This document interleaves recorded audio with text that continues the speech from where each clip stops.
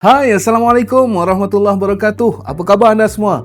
Alhamdulillah, syukur pada Allah Subhanahu Wa Taala kerana dengan limpah dan kurnia-Nya serta kasih sayang dan rahmat Allah Subhanahu Wa Taala juga, maka pada hari ini dapat sama-sama kita bertemu secara dalam talian seperti ini. Baik tuan-tuan dan puan, saya Abdul Muiz bin Muhammad Rusli bertugas sebagai seorang guru bimbingan dan kaunseling di Sekolah Menengah Kebangsaan Sungai Besar. Tengah buat apa tu? Okey ke? Baik tuan-tuan dan puan, hari ini saya nak berkongsi tentang satu perkara yang berkait dengan perubahan. Apabila kita bercerita tentang perubahan, tuan-tuan dan puan-puan, satu perkara yang kita kena faham, satu perkara yang kita kena sedar ialah perubahan akan sentiasa berlaku dalam hidup kita. Sebagai contoh, kalau semalam hari Isnin, hari ini hari Selasa. Kalau tadi pukul 7 pagi, sekejap lagi mungkin dia akan jadi 8 pagi ataupun 9 pagi dan sebagainya. Nak tak nak, suka tak suka, perubahan itu memang akan sentiasa berlaku. Tuan-tuan dan puan-puan, kalau kita bercerita pula tentang perubahan dalam kehidupan kita, nak tak nak, suka tak suka, kita perlu berubah untuk mendapatkan sesuatu yang terbaik dalam kehidupan kita. Sebagai contoh tuan-tuan dan puan-puan, saya selalu sebut tentang satu perkara. Nak dapat benda yang kita tak pernah dapat, kita kena buat benda yang kita tak pernah buat. Sebagai contoh, katakan kalau kita nak dapatkan sesuatu benda lah, sebelum ini kita tak ada benda itu, tetapi disebabkan kita nakkan benda itu, kita kena buat benda yang kita tak pernah buat. Sebagai contoh, kita nak beli satu barang yang harganya sangat mahal, tetapi sebelum ini kita tidur, tak buat apa-apa, berjalan-jalan dan sebagainya. Lepas 5-6 bulan, mustahil kita akan dapat benda yang kita nak. Tetapi bila kita buat benda yang kita tak pernah buat, insya-Allah kita akan dapat benda yang kita tak pernah dapat, benda yang kita impikan dalam kehidupan kita. Baik tuan-tuan dan puan-puan, rakan-rakan para penonton yang dikasihi sekalian, bila kita bercerita tentang perubahan, terutamanya perubahan tentang sikap kita, perubahan ini memang tak seronok, perubahan ini memang tak menarik. Sebab apa? Sebab kita dah terlampau selesa dengan apa yang kita buat, tuan-tuan dan puan-puan. Bila kita dah selesa, bila kita nak ubah kepada satu benda yang lebih baik, kita akan rasa macam tak apalah, cukup dengan apa yang kita ada. Tetapi tuan-tuan dan puan-puan, adakah kita tidak perlu berubah? Dalam hidup kita, ya, kita kena berubah. Saya bagi satu contoh tuan-tuan dan puan-puan. Katakan air yang ada dalam lopak, adakah air itu air yang bersih? Jawapannya sudah tentu tidak. Sebab apa? Air yang bertakung ataupun air yang tidak bergerak, pastinya air itu akan menjadi air yang kotor.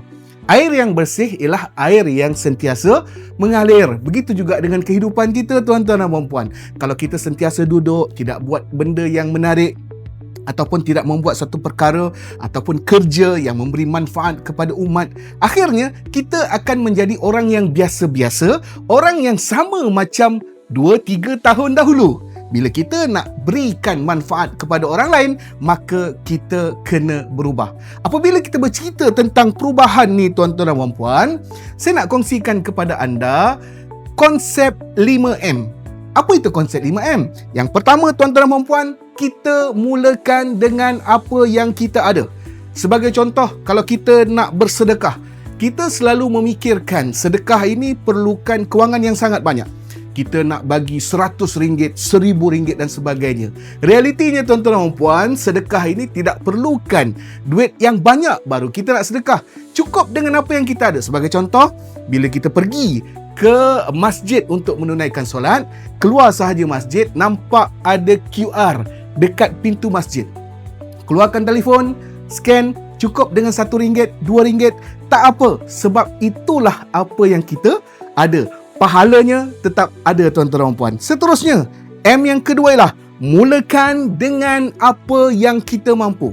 Kita tak perlu nak buat yang besar-besar, kita tak perlu nak buat yang susah-susah, cukup dengan apa yang kita ada. Sebagai contoh, bila kita masuk ke tandas masjid, tuan-tuan dan puan-puan, kita tak perlulah nak bersihkan keseluruhan masjid itu. Cukuplah dengan kita pancutkan air untuk bersihkan lantai dan sebagainya, kerana itulah juga manfaat yang akan diberi kepada orang lain yang nak guna tandas itu selepas kita. Yang ketiga, tuan-tuan dan puan-puan, mulakan dengan hal yang kecil-kecil. Hal yang kecil tu bagaimana? Sebagai contoh, waktu kita solat, tiba-tiba nampak ada satu sampah ataupun habuk ataupun ada tahi cicak di sebelah tempat kita sujud itu, terutamanya di masjid. Apa kita nak buat? Kita cuba cari tempat untuk macam penyapu kecil itu untuk kita bersihkan habuk itu. Kita bersihkan tahi cicak yang ada di situ. Supaya apa? Supaya apabila orang lain nak solat, mereka terhindar daripada najis seperti itu. Tak perlu kita nak vacuum satu masjid. Cukup dengan kita buat benda yang kecil-kecil. Seterusnya, tuan-tuan dan puan, mulakan dengan diri sendiri. Bila kita bercerita tentang gotong royong lah sebagai contoh, kita nak membersihkan masjid. Bila kita bercerita tentang gotong royong, kita sentiasa mengharapkan orang lain untuk turut serta. Memang itulah konsepnya, nama pun gotong royong kan. Tetapi tuan-tuan dan puan, kita tak perlu nak mengharapkan orang lain untuk turut sama dalam apa yang kita nak buat.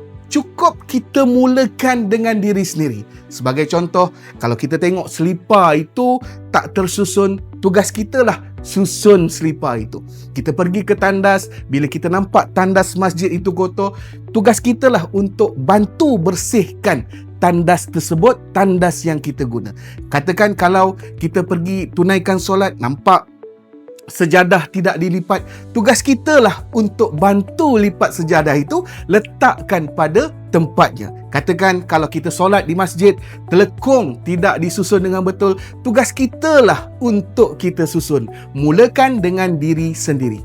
Dan akhir sekali, tuan-tuan dan puan, sifir 5M yang saya nak kongsikan kepada anda, bila kita nak mulakan sekarang.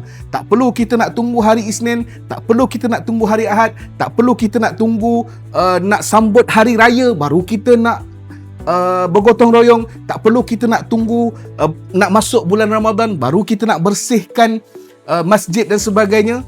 Kita mulakan sekarang.